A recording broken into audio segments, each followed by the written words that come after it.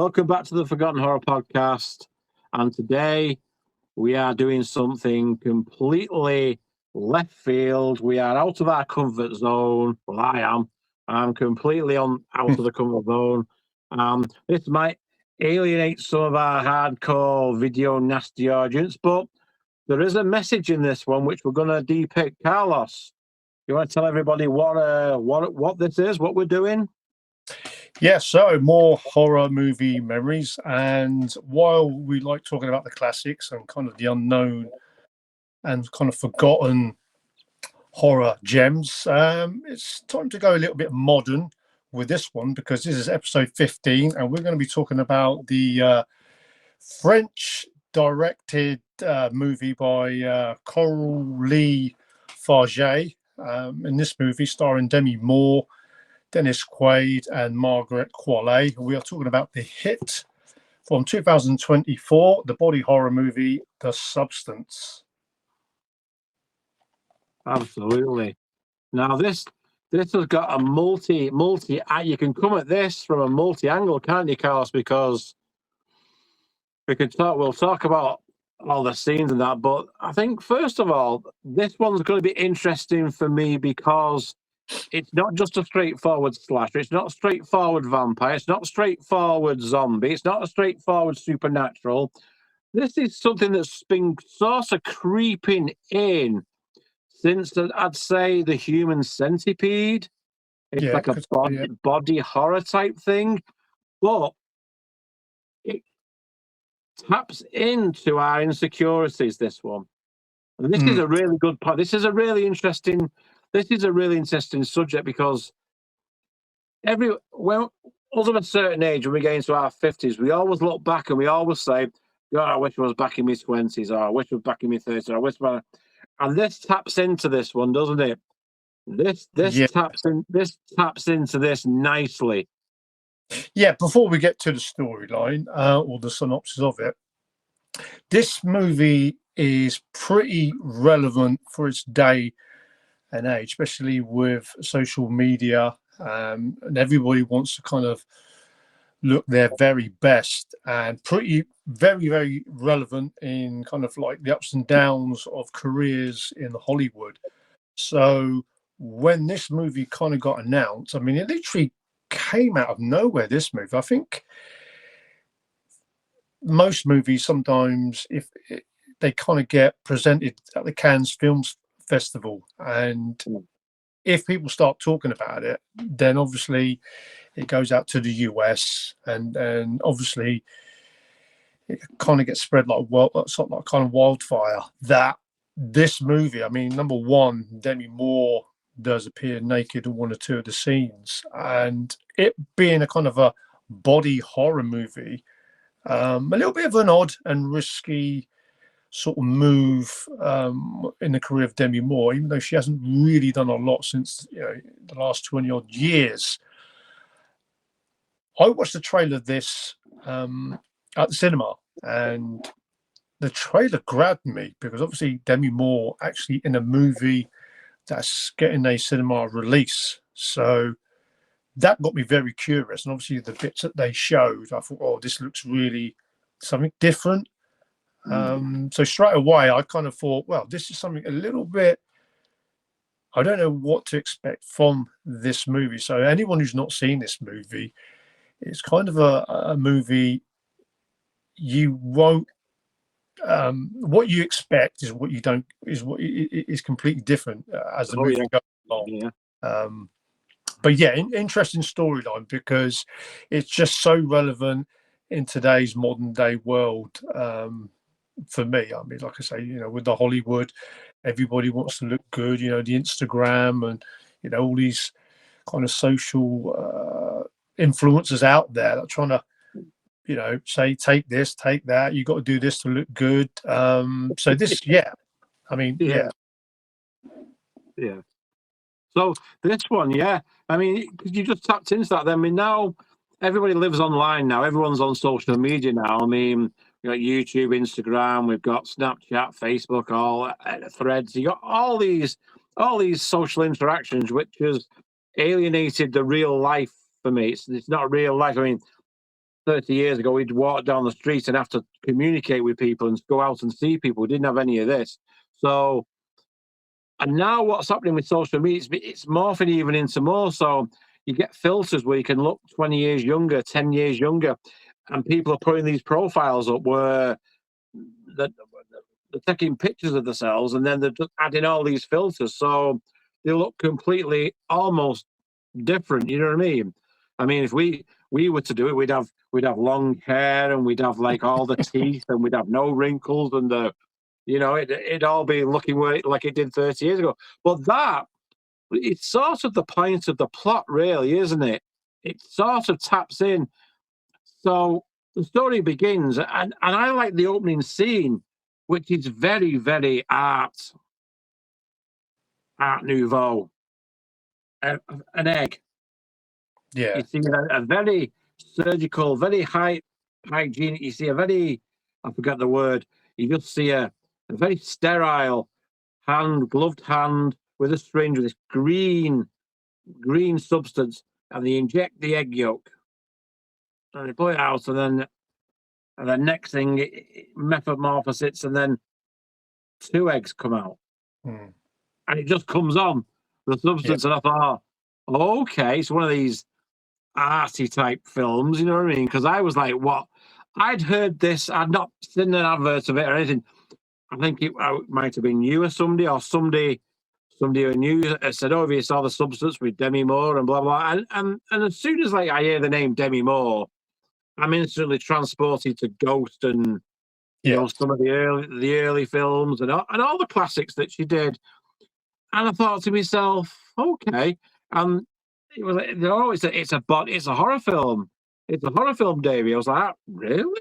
Yeah. She's doing this horror film. Well, and they were telling me the plot. So we watched it. So we watched The Eggs, and then it's about she's like a workout goddess, so like the green goddess that we had back in the 80s. Remember the green goddess on the This Morning show doing the left, right, left, you know what I mean? All the Pilates and that. And she's like this yoga guru, obviously a legend because she's been in the business. You see her getting the star made for at the beginning and all that. That was really, really a nice touch. And it shows you how time passes because the stone starts cracking, people walking over it, and someone drops the bloody burger all over it and smears it. And that is like time. As the older you get, you get lost in like a fossil, don't you? So she's this yoga guru, and she's saying like 50. Would you say they're saying in the script? I think she's just turned 50. And I mean, Demi Moore looks great. Let's not kid ourselves. She still looks like Demi Moore to me. Just a little bit older, but she's still great. She's Demi Moore. And then you get thrust into the world of this corporate world where Dennis Quaid plays the sleazy rich producer with all the power. You know what I mean? And you can sort of read into the Harvey Weinsteins of this world and them sort of people. What are you going to do for me? We need somebody hot and young. So it goes from there, doesn't it, Carlos? Yeah, I mean, the story kind of really develops where Elizabeth Sparkle, played by Demi Moore, she overhears her executive, Dennis Quaid, who's Harvey, overhears a conversation that it's time that we give the old bag, to boot her off. Really, she's been here that long. We need some new flesh to kind of really retain the viewer. So basically, it's kind of they want to kind of move her out before. I mean, she's had her day. I mean, 50. You know, I mean, for the ratings, I mean, they do on a number of things. Radio shows, they kind of move DJs on to other sort of radio stations. So it's kind of a little bit like that. It's evolution in one way. And obviously, it being her birthday, she takes it really, really badly. Obviously, you know, it's affected her. She just finished a recording. She gets in her car and drives literally just down the road where one of her adverts of the kind of Sparkle in Your Life show that she does, one of the adverts is actually getting pulled, taken down from the billboard, and obviously she loses her concentration, gets involved in this car smash. She gets taken to hospital, and by chance and with luck, she escapes any sort of injury. And then while she's there, she comes across this kind of young looking kind of male nurse. He's got an aura about him, hasn't he? He's Yeah, like a very tan, bright blue eyes. He's very enhanced. He's like he's in 8K. We're like yeah, we look like we just look like we're just going onto onto DVD, but yeah. he's like in 8K, isn't he? He just stands out as a okay. So this male nurse he's kind of checking her out, and then what you don't see, he kind of slips her something in her pocket, which then she comes out of the hospital, and then she receives this kind of like this little advertisement sort of stick, the substance, and it says with this little note, "This changed my life." So obviously, that is the curiosity which Demi Moore's character, Elizabeth Sparkle, takes with her to her place, and then obviously she puts this kind of this advertisement on. As it says, "Have you ever dreamt of a better version of yourself?" So curiosity really does kind of get to her. So basically, she kind of goes black market on something that's supposed to kind of retain her looks, and she becomes more youthful. Yeah, she's been sold this idea that she's going to become back to her prime, hasn't she? She feels like this is gonna come. That she's gonna be back to 30 years ago, 20 years ago, 30 years ago in her mind. I don't think she's gonna have. She was expecting the consequences. What happens? So, and it's a pretty graphic scene, isn't it? She does the she goes to a shady location, gets the substance, and I remember that scene where she's completely naked, she's looking at herself in the mirror, and you think to yourself, is there a moment of hesitation here? Yeah, But then she obviously just goes for it, and she injects herself. It's always a wincing moment when you see needles being, you know what I mean? If anyone's got like needle fetish, this you look away because there's quite a bit of that in this. yeah, So she gives herself the serum, and she takes the rubber band off the arm, and she's looked in the mirror, and nothing happens, and she just about goes off as if to say, I've been duped, mm, and turns around, and then woo, yeah. this all happens. Oh my word! Do you want to describe what happens, Carlos? Yeah, obviously, before she does take the first course, obviously there is kind of there is rules to this kind of starter kit. Obviously, it does say that she's got to go kind of 7 days. You are one person, 7 days one person, and 7 days another. Obviously, when you become this other person, you kind of got to stabilize, and after the 7 days, you must switch back to being the other person. Now, during the course of the movie, um, you know, with the two characters, there is kind of late sort of sudden changes, which they kind of you'll see as the movie goes. Obviously there's late sort of dosages as she runs out of dosages, so it's a gamble Borrowing that she more and was willing more. to take. And obviously Yeah. when she thought she was being duped, obviously there's a scene in her sort of bathroom where she collapses, and then you see her eyes kind of sort of go funny, and then this other person develops and comes out of her, and this new person is somebody literally 25, 30 years younger, which younger version of Elizabeth Sparkle was actually played by Margaret Qualley, who's actually the daughter of Addie McDowell, which I actually didn't know. And obviously, yeah, so she's developed into this new kind of younger person. Obviously, she kind of looks in the mirror. Is it real? When she checks herself out. Obviously, she can't be called Elizabeth Sparkle, but she goes by the name of Sue.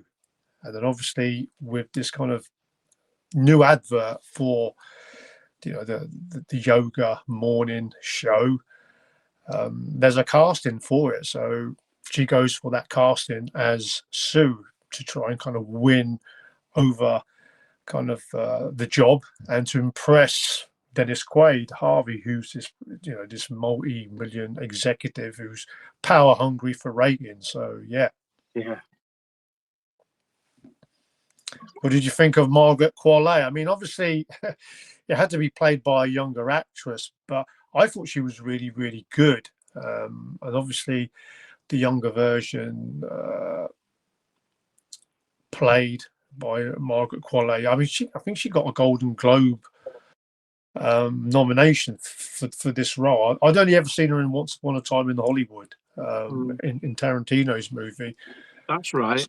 So she was really good in this. Obviously, she plays the complete opposite character to Elizabeth Sparkle. Obviously, she has kind of a wild side to her. Obviously, she does win the casting, and she gets to present the new show, which is called Pump It Up with Sue. And during the first recording, she has this great big celebration, and she kind of goes a little bit off with a kind of a celebration party, and basically has a one-night stand with this guy. And then she notices that a little bit of blood starts to pop during her nose in an actual sexual scene, and she's actually forgot to take her daily stabilizer. And this is where the problems start to mount, keeping to the plan of the actual substance kit that you must take a daily dose of stabilizer and go 7 days on and 7 days off. Yeah, she's at that scene. She checks her and she's almost out of food because it's a 7th day, so she needs to swap back boats. When the blood starts happening, she's having this time this guy, and she goes in there, and you can see her, and she's like, so she breaks the rules from the second time. She breaks the rules, doesn't she? And it's like she extracts more out of Demi Moore to stabilize herself, to give her that time to have the time with the guy. But from then on, it gets more and more interesting because she gets more and more selfish she gets more and more selfish, and it's funny. We'll talk about that in a second. How selfish she becomes. But yeah, that young actress, I thought she was great. I mean, I didn't really know her. I mean, I forgot that she was in Once Upon a Time in Hollywood. I only saw that one once, but yeah, she holds up the screen really, really well. She's got a nice presence to her. Because I didn't know what I was expecting, because I didn't have any spoilers with this film. I just watched it without looking anywhere, or I just went into it completely blind.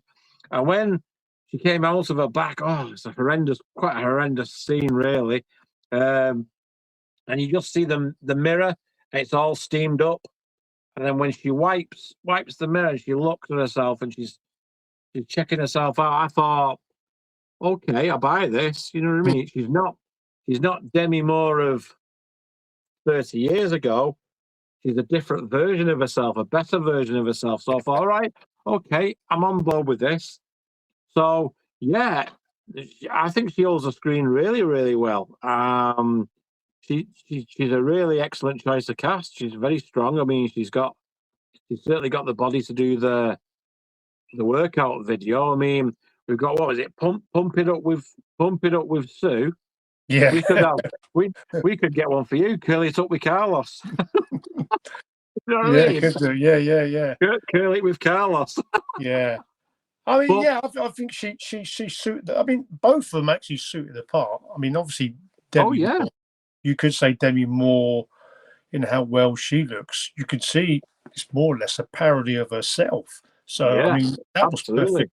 That was perfect casting Yeah, from. like I say, I bought it as soon as I saw it. I thought, Yeah, oh, okay. I bought it. I thought, okay. So when she starts getting selfish, Carlos, that's when you start seeing the consequences. Because you must. It's about the balance. yeah, 7 days on, 7 days off. You must obey the rules. But she starts getting more and she wants more and more fame because she's having the lifestyle. So she breaks the rules for the first time just for one. She texts just one more just to get her through that night with the guy, and then she goes back to Demi Moore, and Demi Moore's somehow different, isn't she, mate? This time, what's yeah. I mean, obviously, there's rules with this substance kit, which is not quite explained, but it does say, you must stick by them, obviously. So when she is late in kind of switching, making the switch, as they call it, she notices that her finger looks a little bit sort of odd looking. So that is kind of like the very first sort of incident in why you must kind of follow the procedure. There's risks in that. Um, Obviously, when they're changing from the character to character, they normally have the other version is left in the bathroom in kind of like this extra sort of room with all the kit yeah, and the sort of like, yeah, they can. She sort of like when she does change into Sue, she kind of notices that she kind of wants the Demi Moore Elizabeth Sparkle character moved to one side, and yeah, because in case there's any guests. So obviously, when they do the changeover, it's kind of like a side room next to the bathroom. Um, so I enjoyed that. I mean, like I say, I was a little bit taken back in where they were going with this. Obviously, like you say, Sue does get a little bit more selfish. She's more power hungry. She wants to get to the top. It's all about ratings, and she takes more chances. And obviously, when Elizabeth Sparkle gets changed into her 7 days, she now sees the new girl on the block, Sue, who's now taken her spot with this yeah, Pump It Up show. So yeah. kind of the Demi Moore character, Elizabeth Sparkle, really does resent her. And during one filming, I mean, she pigs out. She kind of overstuffs her face and this and that. So then when she changes over, it's kind of a little bit like Dr. Jekyll and Mr. Hyde, a modern day version. I was gonna say you can. There's a lot of comparisons in this film. I mean, it's quite hidden, but if you Mm. look deeper under the surface, scratch that surface. I mean, I got vibes of Drag Me to Hell as well. Mm-hmm. You know the look when it starts going there, and the Yeah, finger yeah, when she first noticed that finger, it's like a decrepit, yeah, festered finger in it, and she's like horrified because yeah, the rest of her hands there, and then she's got this decrepit finger, and she's making the calls. What's happening? What's going on? And the voice just said, "You must obey. You must keep the balance. You must obey the rules." And that's all they say. You must yeah, keep the balance. But as you say, this young girl, she's swept up in the lights and the light, and she wants that. She wants to be permanent. She does not want to be having 7 days off, does she? She wants to be. So yeah. she pushes it more and more and more. Yeah, the With interesting bit is when the kind of pissed off Elizabeth Sparkle notices that she's taken over, and then she's like totally pigs out.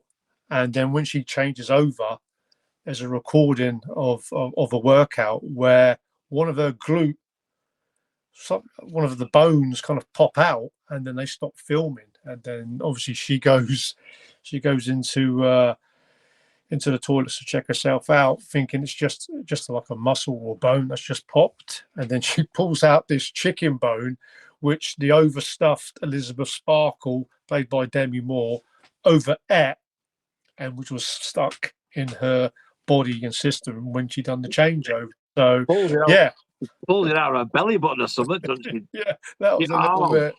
I didn't and I know was much. like, I thought she was going to do a little bit of sort of homemade surgery, move a bone or move a muscle or something. and But I was watching that scene. I was like, okay, right. So it's sort of like a bitch versus bitch sort of battle, then, isn't it? Because Demi Moore, when she does get a chance to come back, she's just living like a pig. She's like, the apartment's trashed, the food, because she's just cooking everything out of that bucket, she, and she's not taking care of herself. So in retrospect, it's hampering her because when she comes back, she's not as she's yeah, like, oh, you know what I mean? Because Demi Moore's not obeying, and she's just not obeying the rules of. She's not having 7 days anymore. She's having 8, 9, 10 days, and she's just keeping Demi Moore in the cupboard, sort of thing. yeah. I think where it really does go off, obviously, they're really happy with the ratings of the show.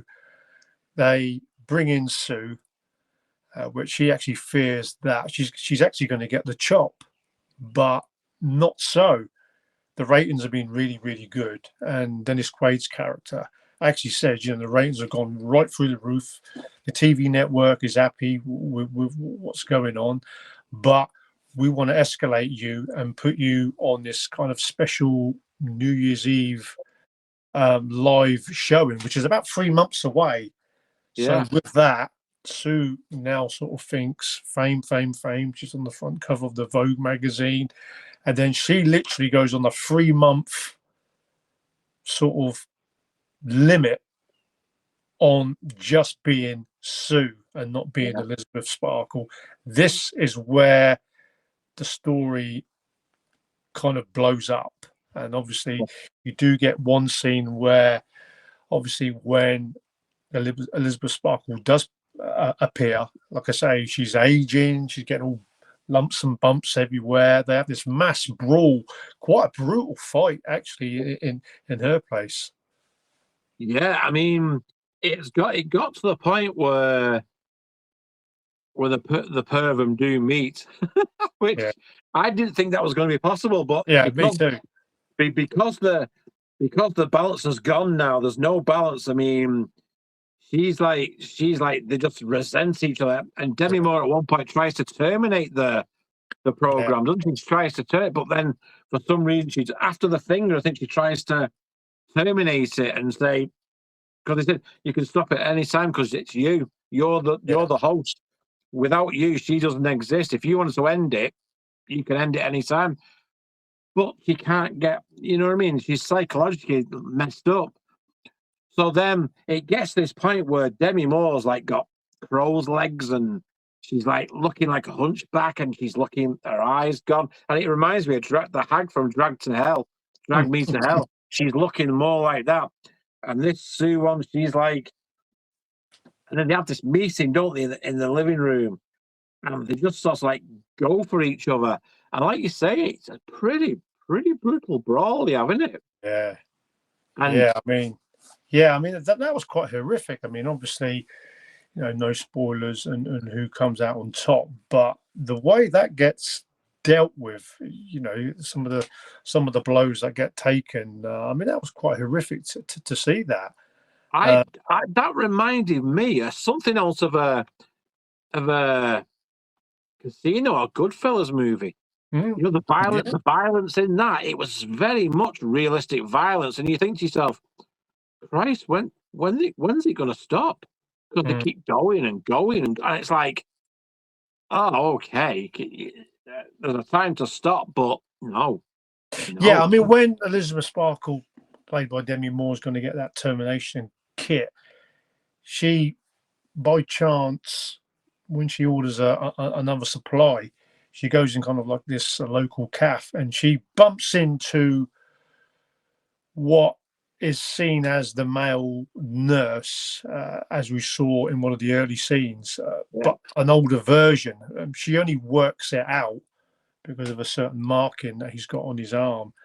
And it's basically what he says to her, and he says, "Oh, you know, that really triggers it off that she's got to end this." And obviously, he's seen what he really looks like, so that gets her kind of really paranoid, and which kind of makes her want to get, to end all this and finish it off with this termination kit, because once you go back, you go off, then that's it. Obviously, the Sue character is kind of overpowering her in her mind. She's overpowering, full stop, and it gets to the point then where there's no coming back, is there? So there's like mutations happening there's mutations happening for Demi Moore, but this starts happening with Sue then, doesn't it? Because there's no more fluid. The substance has took its toll. Yeah. And there's like, which leads to the New Year's Day or New Year's Eve sort of live she's the face of it, isn't she? She's the face of it. She's going to be presenting this New Year's Eve show. Yeah. And the shit's hitting the fan here, isn't it, really? Yeah, so basically when she goes to this kind of live recording, she kind of goes backstage, and where it kind of starts to go all pear-shaped, without giving out too many spoilers, a couple of her teeth start falling out and some of her nails start popping off. She absolutely panics, does an emergency phone call, because the kind of the seller from the substance, she's got the number, phones up that she needs a new batch of the substance to bring her back. So she gets like this immediate sort of phone, and then she obviously tries to kind of go back, but the thing is, you can't go back and come forward again, which there's complications in that, which God, when she does sort of changes back to Demi Moore, she turns into something literally non-human. Which was, like I say, it kind of goes really out there. I wasn't kind of expecting that. No. This movie was kind of going to go down that route, because it's a well-made body horror movie. It's nicely filmed, color paletted, sort of like perfect. And obviously, the last 25 minutes of this movie, it just goes completely mental. It's insane, isn't it? Like you say, I was sat there watching it, and like you say, because she tries to get that kit to try and give herself another. What you realize then, that she's doing it to herself, and she's not the host. So she's like a hybrid of Demi Moore, but Demi Moore's off the scene right there. So she does it to herself, and all this mutates then, doesn't it? And she just gets this. She just turns into this hideous thing. And I just sat there thinking, oh my God, what am I watching? This has gone from this movie here to this. And you think, there's no way. And it is quite comical in certain things, because you think to yourself, this is a massive I told you so. And it's just, oh, mate. I mean, that the part at the end of the audience. It just, and I was like, oh my God. Why I like this movie, and it's really well made, 3/4 of it. The last quarter, it really does go overboard. It does get to the point where it is a little bit comedic. One of the fun scenes is one of the neighbours who tries to chat up Sue, because he now notices that Elizabeth Sparkle is not there, or he thinks is not there.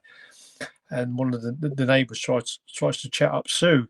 So when she does change over to Elizabeth Sparkle, she's old and haggard because of the bad, the switches are being sort of timely done wrongly.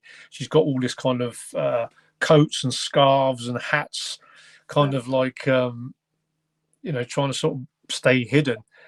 and the neighbour sort of says, "Hey, Sue," and she sort of goes, "Hey, fuck off." That bit just cracked me up because she sounds like a real old haggard sort of monster when she said that. She's like literally running down the streets. She's got to pick up her next stash of the substance to kind of bring her back. So, even the way she's like sort of walking down the street was a little bit comical. Yeah, I mean, while it's brave that it really does go there, because I mean, a lot of the Hollywood movies nowadays, they kind of follow the normal sort of formula, but this kind of just goes completely bonkers. There's no rules to this one, is there? It doesn't fall. Once it goes there, there's no formula. There's no set pattern. This just goes there, and it's just like, I mean, would you say it spoiled the movie for you, that bit? When it goes there at the end?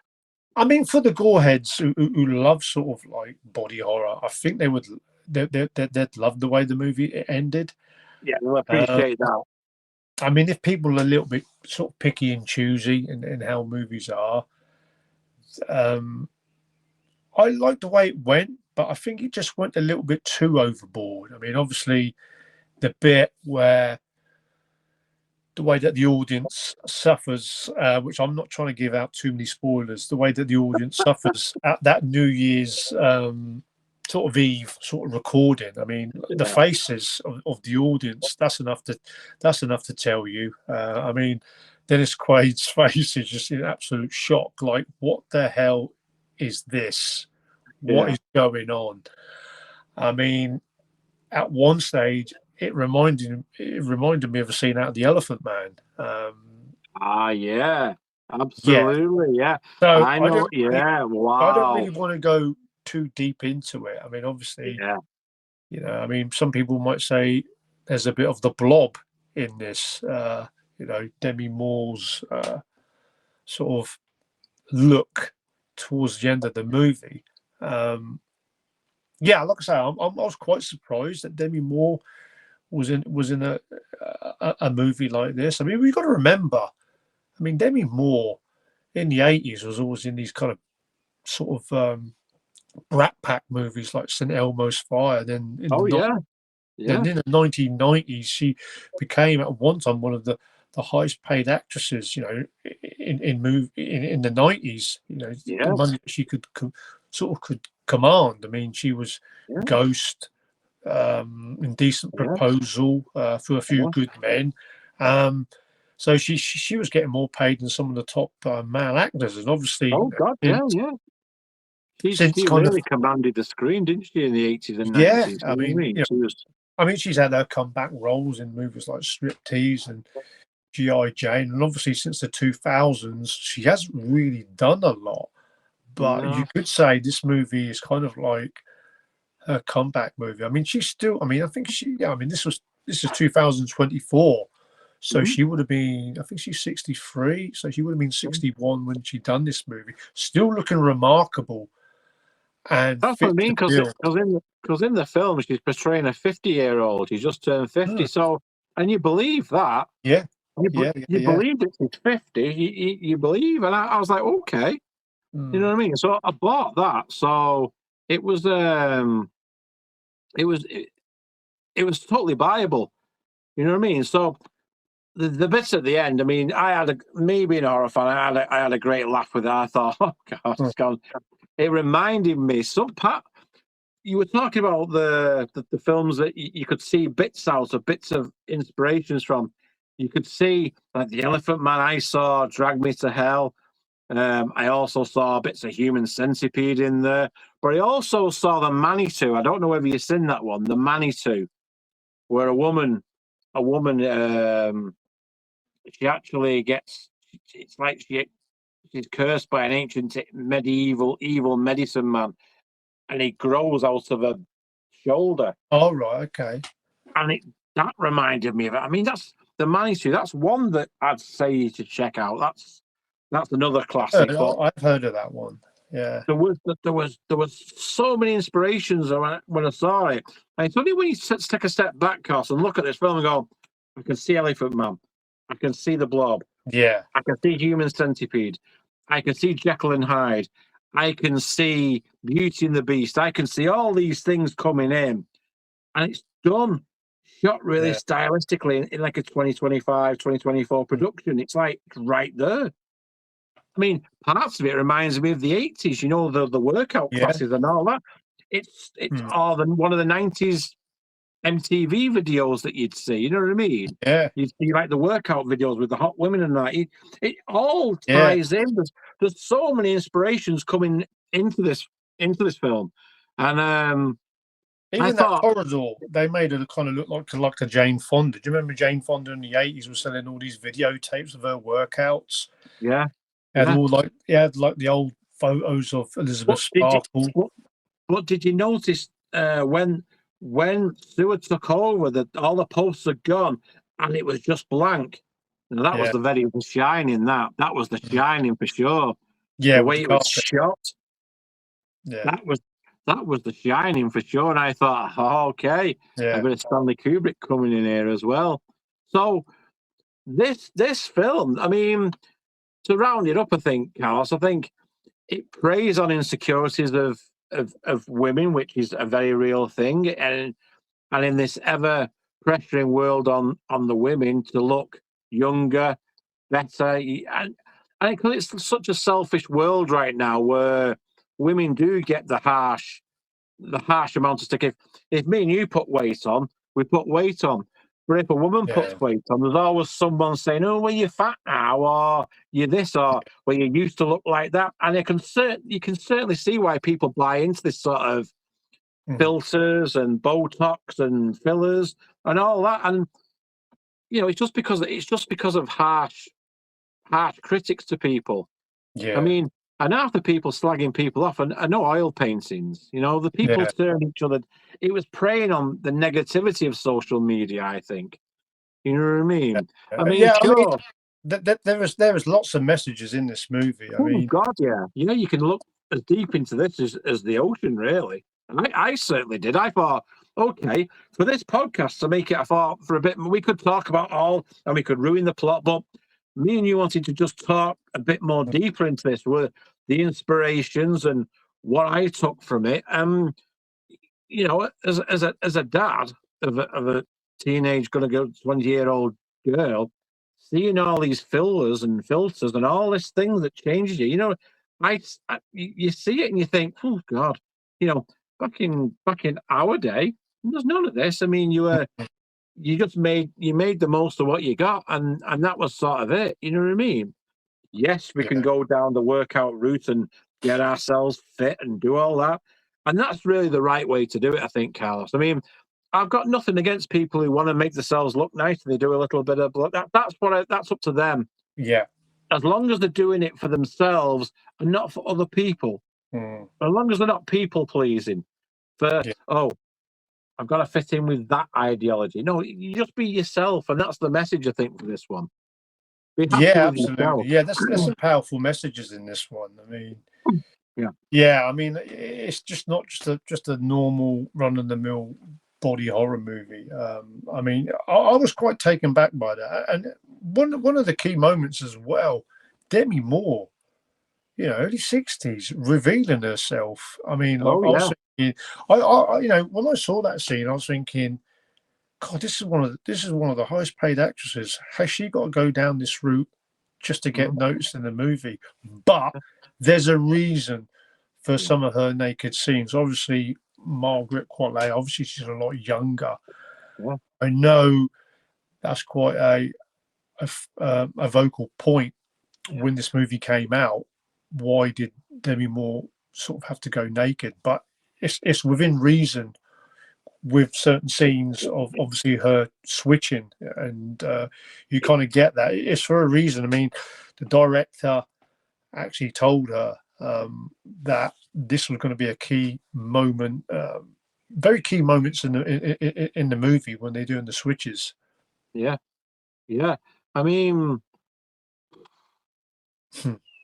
yeah. What else can we say about that? I mean, it just goes there, doesn't it? And it is a powerful message, but I think it just goes to show how women or people that see themselves. We could tell them they look gorgeous, they look fantastic, but they wouldn't believe it. Demi Moore didn't believe that she was still, even though she was older, she was still nice. You know what I mean? So they have to resort to this. I mean, it's an extreme way of doing it, but people do extremes nowadays. You know what I mean? Yeah. So yeah. So, Yeah. Carlos, I think we've talked the death out of this one. Yeah, This a one, very relevant movie. While I don't sort of say it's an absolute classic, it was a daring movie. I mean, it's well shot, it's well made. I mean, it was nominated for 5 Academy Awards. Best picture, best director. Even Demi Moore, I think it's probably her first Academy Award nomination. Even though she didn't get that. I mean, most horror movies, back then, obviously, Weapons has recently picked up a few, Sinners, I should say, has picked up a few Academy Awards. Horror movies don't normally fare well at the Academy Award. I mean, no. she did win a Golden Globe Award for her performance. I mean, a lot of people may say Demi Moore was never really a great actress, but in this movie, she impressed me Yeah. quite richly, which one of her standout performances from her career in somewhat of a movie I didn't expect to do much. I mean, like I say, it was a bit of a box office hit. It done really, really well. When I It when I took about look sorry, when I look back, like you've just said, them. When I look back at Demi Moore's films she's done some iconic roles and she's done some yeah, great films. But this performance in this, I think, is one of the best. yeah. I It's have it. certainly one of her best because you really feel for the woman. You really think, oh my God, don't and she sells it so well. So yeah, Quite, she yeah, deserves all the flowers for this one. quite easily uh, an actress,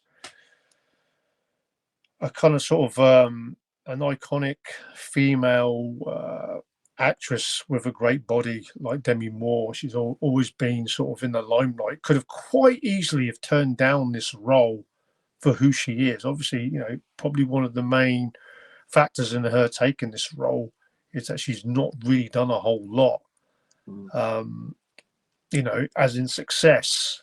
And obviously, this movie did turn out to be a success. I mean, I must say one thing I almost forgot to say: the Dennis Quaid character that was originally was going to be played by Ray Liotta, Oh, who actually okay. passed away. I could easily imagine that he could have played the Mhm. part of the executive quite Yeah, easily as well. I mean, I did like yeah. that scene where he has that sort of meet with Elizabeth Sparkle when he's shoving all that shrimp, which Oh, I heard yeah. he actually had to scoff down 2 kilos of shrimp in that scene, and yeah, But it was again, it gives depth to his character. What sort of a scrupulous man this guy is. yeah, He's a high executive with money upon money upon money, but the hygiene and it's just not there. yeah. It's just nah. He was great. He was great in it. He really was. Dennis Quaid, I've liked him since Jaws 3. You know what I Oh, mean? He always has that glint in his eye, doesn't he, Dennis yeah. Quaid? He's always got that.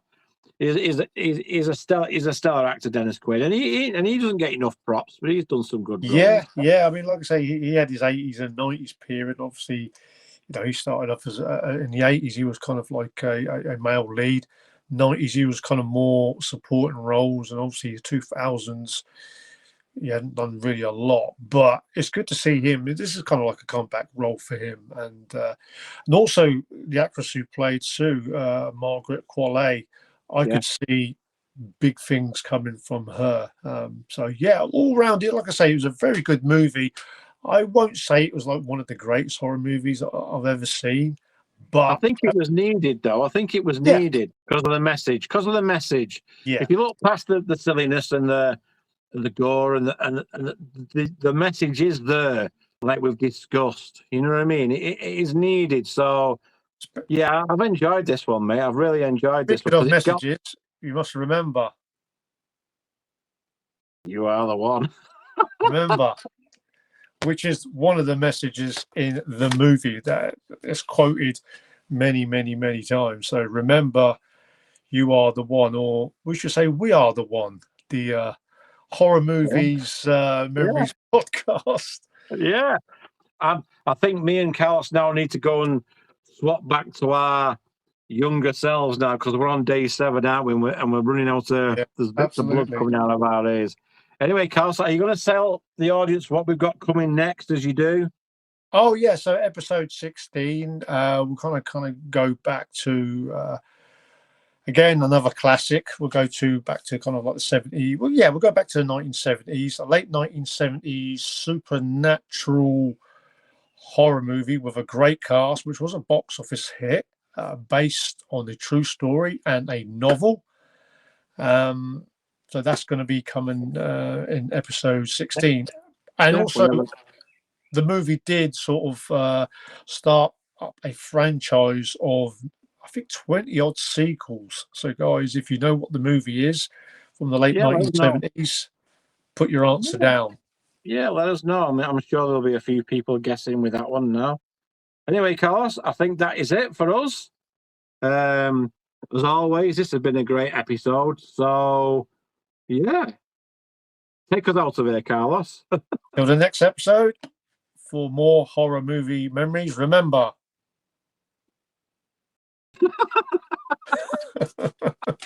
Powerful message. See you soon, guys. Oh, my goodness. Yeah.